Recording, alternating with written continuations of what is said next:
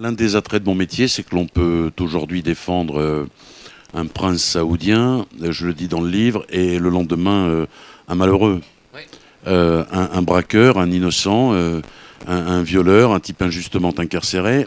Ce métier permet de rencontrer des gens totalement différents, de rentrer finalement un peu par effraction dans leur vie parce qu'ils n'ont rien demandé, et quand ils viennent voir l'avocat, c'est rarement par plaisir, qu'ils soient victimes ou suspectés, à tort ou à raison d'ailleurs. On va rarement voir un avocat par plaisir. Peut-être ce livre, c'est une exaspération parce que j'en ai marre, mais en même temps, j'accepte l'exercice. Quel que soit le milieu, il y a toujours, à la fin du repas, le petit clin d'œil annonciateur de la question que je connais à l'avance. Mais comment vous faites pour défendre un monstre, voilà. Bon.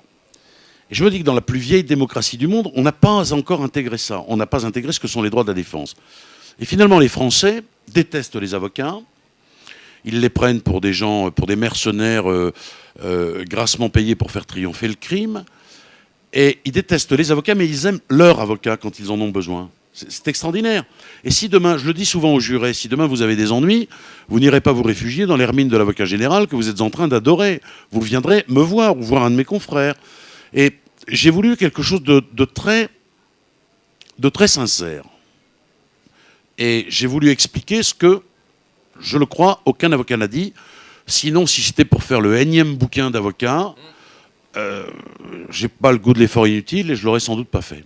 Ce livre, il a, me semble-t-il, une spécificité, c'est qu'il nous fait rentrer dans les coulisses. La tuyauterie, la machinerie, ce qui se passe derrière et ce que personne n'a jamais dit. Voilà, et je me suis libéré de ça.